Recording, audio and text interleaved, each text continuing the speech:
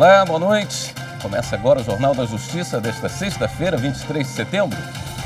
Em decisão unânime, o Supremo Tribunal Federal invalida a lei do Paraná, que obriga municípios a destinarem 50% do repasse constitucional do ICMS para áreas indígenas.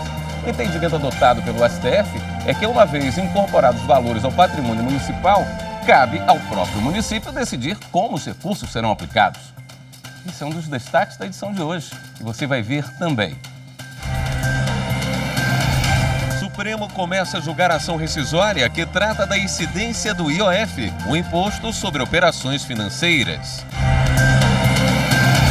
O plenário virtual do STF já tem maioria de votos para tornar o ex-senador Magno Malta réu por calúnia contra o ministro Luiz Roberto Barroso.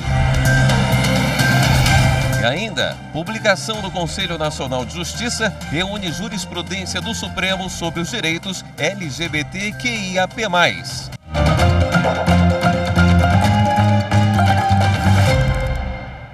Por unanimidade, o plenário do Supremo Tribunal Federal invalidou a lei paranaense que obriga os municípios a aplicarem 50% do repasse constitucional do ICMS em áreas indígenas localizadas em seus territórios.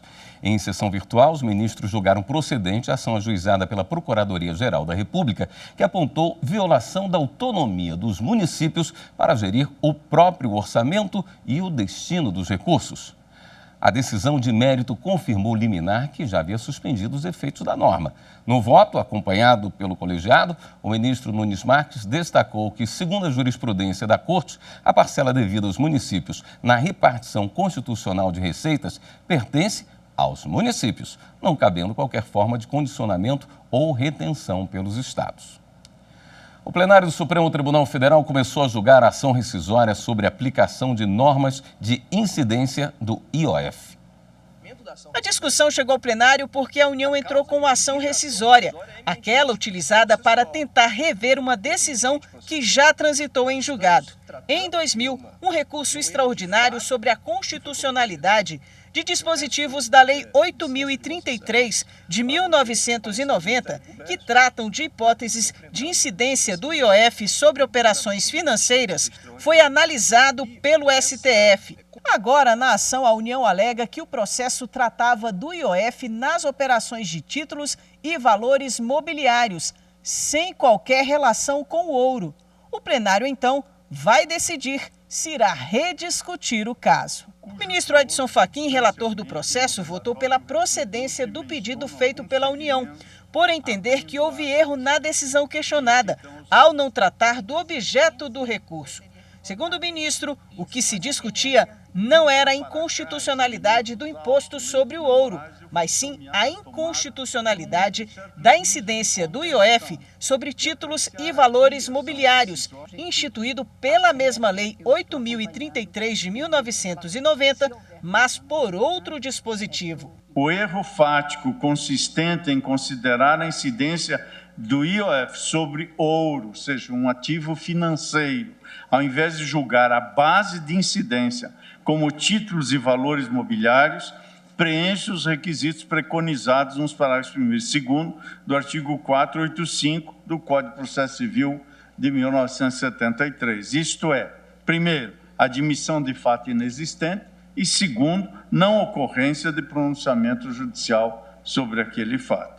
Nesses termos, entendo autorizada pelo ordenamento jurídico a rescindibilidade da decisão de mérito, então transitada em julgado. Por isso, à luz do conjunto fático probatório carreado aos autos pela parte autora, a solução dada pela decisão atacada, com base em um erro de fato verificável nos próprios autos, vai na linha de divergir do entendimento reiterado desse Supremo Tribunal Federal no que se refere à constitucionalidade da incidência do IOF sobre títulos e valores imobiliários. O revisor da ação, ministro Alexandre de Moraes, também votou pela nova análise do recurso, mas entendeu que o acórdão do Tribunal Regional Federal da Primeira Região, que reconheceu a incidência do IOF sobre títulos e valores mobiliários, deveria ser restabelecido. A ministra Carmen Lúcia acompanhou o voto do relator. O julgamento foi suspenso e será retomado na próxima sessão com o voto dos demais ministros. O Supremo formou maioria para tornar o ex-senador Magno Malta réu por calúnia contra o ministro da Corte, Luiz Roberto Barroso. Em junho, o ministro apresentou queixa-crime contra o político após ter sido alvo de acusações falsas feitas por Malta em um evento público. O relator, ministro Alexandre de Moraes, destacou que liberdade de expressão não é liberdade de agressão e também não é propagação de discursos mentirosos, de ódio e preconceituosos. O ministro considerou ainda que a conduta do ex-senador foi intencional e consciente. O julgamento no plenário virtual deve ser concluído no fim da noite de hoje. Também em sessão virtual, os ministros do Supremo começaram a julgar uma ação do Conselho Federal da OAB contra normas do Distrito Federal que exigem o pagamento de taxa de segurança para a realização de eventos. A lei é de 1997. Se o evento é particular e há cobrança de ingresso, a taxa de segurança deve ser paga antecipadamente pelos promotores da festa, por exemplo. Caso contrário, não pode ser realizada. Os recursos têm como destino a compra de equipamentos para a Polícia Civil, Polícia Militar, Detran e Corpo de Bombeiros. Em 1998, o governo do Distrito Federal definiu as regras. De acordo com a norma, a taxa deve ser recolhida em separado para cada órgão de segurança pública envolvido no evento, conforme a necessidade do uso do serviço. O responsável deve pedir autorização no prazo mínimo de 15 dias úteis, antes da festa. O valor é calculado após análise sobre o planejamento do esquema de segurança, estimativa de público e local. No Supremo, o Conselho Federal da Ordem dos Advogados do Brasil questiona a lei e também o decreto que regulamentou a taxa no DF. A ação aponta que as normas são inconstitucionais, porque transferem os custos da atividade de segurança pública a particulares. Ofendem o princípio da isonomia, na medida em que apenas os que pagam a taxa teriam a segurança garantida. O governo do Distrito Federal destaca que a taxa é cobrada apenas em eventos lucrativos e promocionais. A Câmara Legislativa do DF ressaltou que a segurança policial não pode ser prestada de forma gratuita em eventos desse tipo. Ao avaliar o caso, o relator, ministro Nunes Marques, votou a favor da ação da OAB. Para ele, a segurança pública é de responsabilidade do Estado. O ministro pontuou. Assim, a compreensão adequada é de que o serviço de segurança pública tem natureza universal, sendo prestado a toda a coletividade, mesmo na hipótese de o Estado se ver na contingência de fornecer condições singulares de segurança a certo grupo. Ainda nesse caso, o que se defende é a segurança pública geral, da qual ninguém pode ser excluído por conta da necessidade de prestação específica. O julgamento continua no plenário virtual da Corte. Os ministros têm até o dia 30 deste mês para lançar os votos no sistema. O Conselho Nacional de Justiça lançou a primeira publicação de uma série de 6 produtos que divulgam decisões do Supremo sobre direitos humanos. Desta vez foram reunidos os direitos das pessoas LGBTQIAP+. A publicação traz 10 casos emblemáticos analisados pela Corte. Os casos foram entre 2008 e 2021 e tratam da união homoafetiva, a equiparação de regime sucessório entre cônjuges e companheiros em união estável homoafetiva, a análise sobre alteração de nome e sexo de pessoas transexuais no registro civil e a decisão sobre a criminalização da homotransfobia. Com a publicação desse caderno, o CNJ pretende divulgar as decisões para toda a comunidade jurídica e fazer com que o material se transforme em uma ferramenta para auxiliar os magistrados. O caderno apresenta de forma bastante didática a evolução da jurisprudência do STF em relação ao direito das pessoas LGBTQIAP+. Mostra ainda a utilização pela Corte dos parâmetros interamericanos para a ampliação da proteção a esses direitos. De acordo com o CNJ, a ideia é fortalecer a cultura de direitos humanos e criar um novo paradigma jurídico pautado pelos diálogos e pela prevalência do valor maior da dignidade humana. Ministro do STJ nega autorização para o aborto de gêmeos siameses. Os detalhes no próximo bloco. Até já.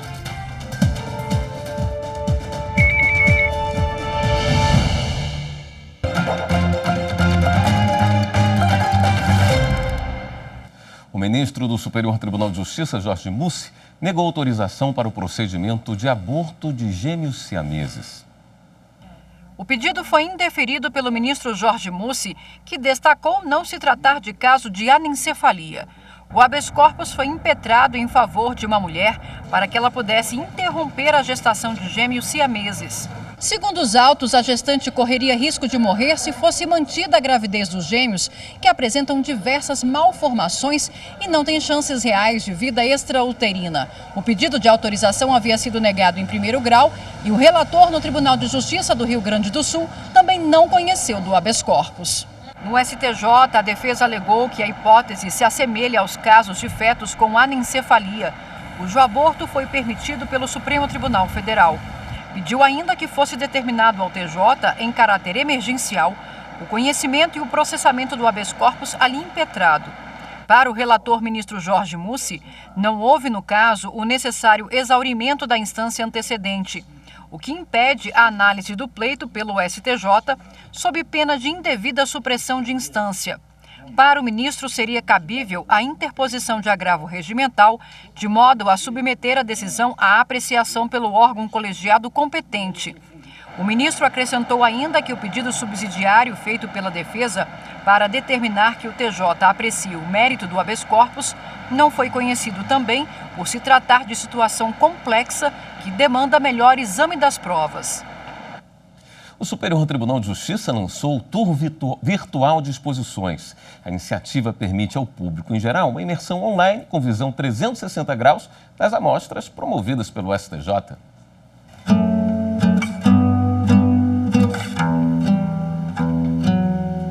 Pessoas reais, eternizadas em telas e até em pranchas de skate. Com tinta a óleo e aquarela, o artista plástico Pedro Garcia retrata rostos marcantes, olhares pensativos e furiosos, sorrisos alegres e um movimento do corpo. Uma mistura de expressões exposta em 37 obras.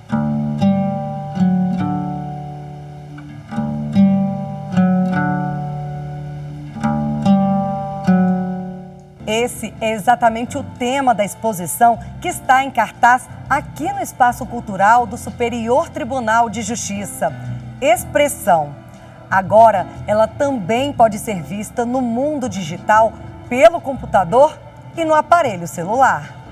Para fazer o passeio virtual, é só entrar na página do STJ, clicar em Institucional, Educação e Cultura, Museu, e na lateral esquerda do site, você encontra Tours Virtuais 360 graus.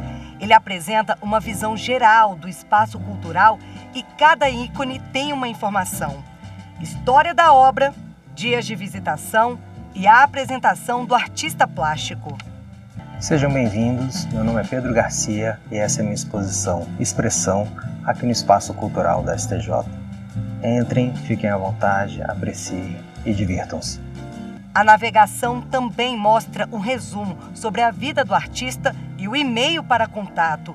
Quem quiser conhecer a exposição pessoalmente, pode clicar no mapa que fica no canto esquerdo da página e se informar sobre a localização do STJ. A exposição Brasília, 60 anos de céu e luz, saiu de cartaz, mas está disponível no Tour Virtual. Clicando no ícone Fotos, todas as obras aparecem na tela.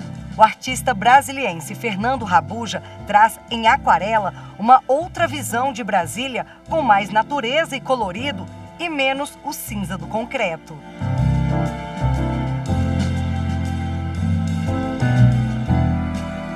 Evanildo Carvalho, chefe da Seção de Memória e Difusão Cultural do STJ, participou do desenvolvimento do projeto. Produzir cultura dentro do STJ e viabilizar o acesso em ampla escala através da internet, né? Cada exposição presencial a gente vai fazer a versão virtual dela, né? Vai possibilitar não só o acesso, mas ficar também como um registro de memória do STJ, aquela exposição, né? Um acesso eternizado.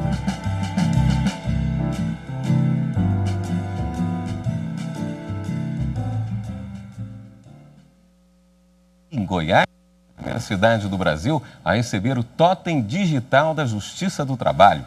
O equipamento vai ampliar o acesso dos cidadãos aos serviços prestados pela Justiça Trabalhista. A inauguração foi na prefeitura da cidade e contou com a presença de autoridades. O presidente do Tribunal Superior do Trabalho e do Conselho Superior da Justiça do Trabalho, ministro Emanuel Pereira, destacou que a tecnologia é uma das portas de acesso ao conhecimento. Esse totem vem trazer para o trabalhador e para o empregador uma oportunidade de ter acesso à Justiça do Trabalho, como tantos e tantos outros trabalhadores. Mas aquele que vive em regiões inóspitas, que é o trabalhador ou o empresário invisível, tenham agora uma ferramenta ao seu dispor para acionar a nossa justiça social e buscar os seus direitos. Uma das finalidades do projeto é aproximar a população da Justiça do Trabalho.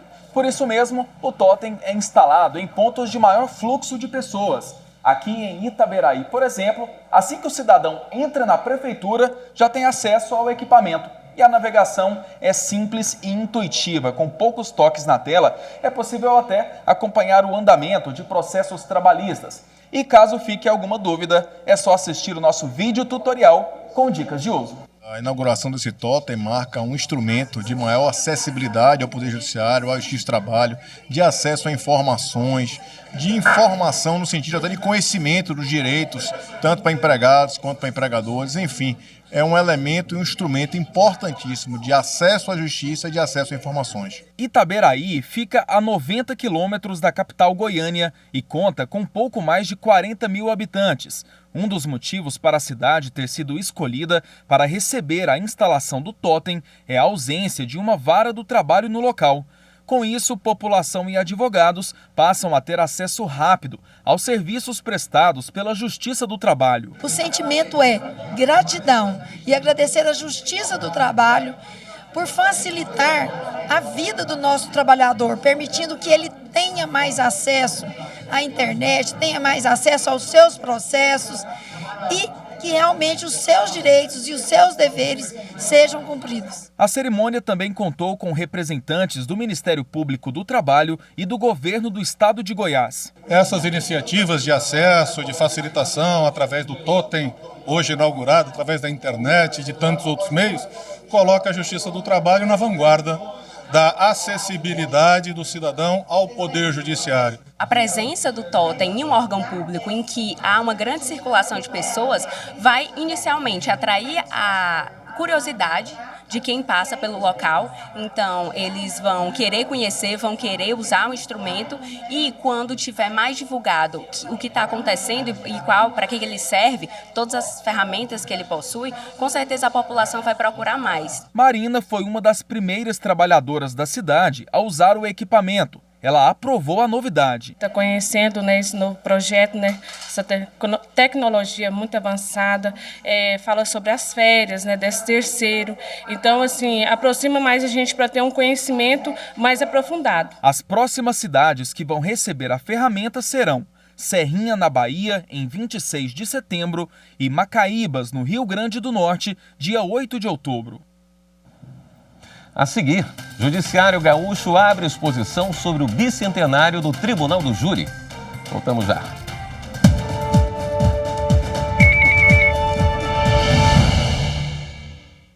Todo mundo tem muitas dúvidas em relação à utilização das urnas eletrônicas, em relação à sua confiabilidade, lisura e imparcialidade nas eleições.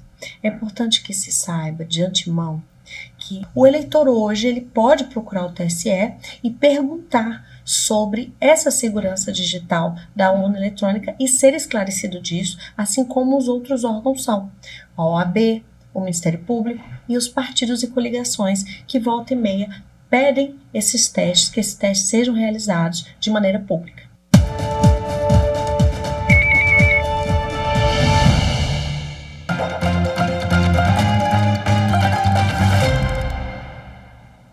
Em Mato Grosso, o Juizado Volante Ambiental de Rondonópolis e voluntários se reuniram em mais um mutirão de limpeza e retirou toneladas de lixo do Ribeirão Arareal. 6 horas da matina e muita gente de pé e prontos para uma grande missão. Mas afinal de contas, o que esse pessoal faz acordado tão cedo? O motivo é nobre e tem nome. 8º Rio é Nosso, mutirão de limpeza do Ribeirão Arareal. e a cada ano com um número maior de participantes. O objetivo é limpar um dos principais afluentes do Rio Vermelho, em Rondonópolis. Além de fazer a prestação jurisdicional de dizer o direito, que é o nosso papel, né, cuidar dessa situação. E nesse caso, o nosso jurisdicionado seria o meio ambiente, mas eu acho que antes disso, antes de você dizer o direito, é melhor você conscientizar, ensinar, porque o meio ambiente, depois que ele perde, por mais que se fale em resiliência do meio ambiente, isso não existe propriamente dito. O que se perdeu, se perde. Essa atividade é extremamente importante, como a maior atividade de educação ambiental que a gente tem hoje no município, o envolvimento da comunidade, das diversas instituições. Nas 7 edições realizadas do projeto, muito lixo já foi retirado do curso d'água, 670 toneladas ao todo. E há 2 anos, sem a realização do mutirão por causa da pandemia, o Ribeirão já pedia esse cuidado, esse socorro. Nesta 8ª edição do mutirão, foram retirados do leito do Arareal quase 34 toneladas de lixo de todo tipo. Um trabalho que estes voluntários fazem sem reclamar. É uma ação muito legal, eu vim porque eu queria ver como funcionava o processo, como era o rio, que está praticamente dentro da nossa cidade, porque a gente vive em uma comunidade e o rio faz parte da gente. A conscientização e a educação ambiental eu vejo como sendo o ponto mais importante deste trabalho no dia de hoje, onde nós trazemos uma grande quantidade de pessoas engajadas nesse trabalho da limpeza. Agora, não é só esse lixo de grande porte que acaba prejudicando o curso d'água. Aquele papelzinho de bala, aquela garrafinha de água, também acaba chegando aqui.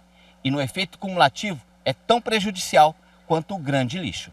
Eu hoje até fiquei surpreso com a quantidade de lixo que nós estamos retirando apenas de um pequeno trecho aqui do Rio Arareal, que está próximo ainda da praça.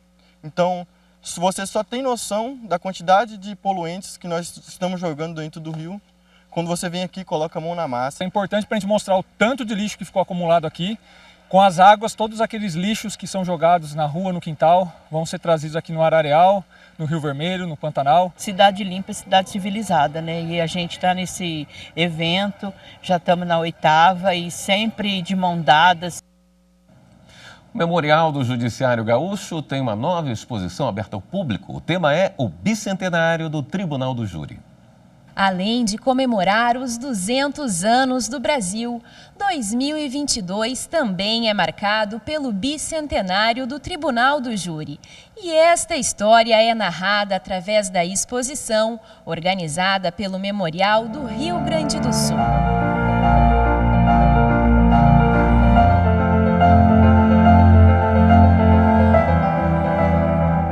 A exposição, assim como o nome diz, ela conta o bicentenário do júri desde a criação em 1822, mas a principal ideia, não só dar o cronológico, a vida cronológica da exposição, é trabalhar os conceitos do que a gente entende hoje por júri e o que a gente conhece do júri, porque ele vem muito à nossa mente quando a gente fala em poder judiciário, quando a gente fala em julgamentos, mas às vezes a gente não sabe muito dos detalhes e de algumas coisas que nos são passadas. Nós trouxemos esse acervo para mostrar para as pessoas que o memorial, além de ter um museu, tem biblioteca, tem arquivo, tem outros setores. O que nos chama a atenção são as urnas de pano, que a gente não costuma ver. Inclusive, elas vieram com as cédulas de votação. Nós temos a toga do magistrado, que é utilizada em sessão pública, o símbolo da justiça, que é a balança, e também a sineta, que é utilizada no Tribunal do Júri. Nós montamos uma espécie de jogo. A gente selecionou trechos de novelas brasileiras em que nós temos cenas do júri, e esses trechos, então, vão abordar determinados procedimentos do júri e a gente pergunta para as pessoas. Mostra a primeira cena e pergunta: tá tudo bem? Vocês agora percorreram, compreenderam um pouquinho como é que funciona o júri hoje? O que vocês identificam nessa cena? Há algo que não deveria estar funcionando daquela maneira? E então a gente tem a resposta do visitante, que pode ser confirmada depois com a repetição da cena onde aquele problema, aquela inserção não tão correta aparece. Esta edição do Jornal da Justiça fica por aqui. Uma ótima noite para você, um excelente fim de semana.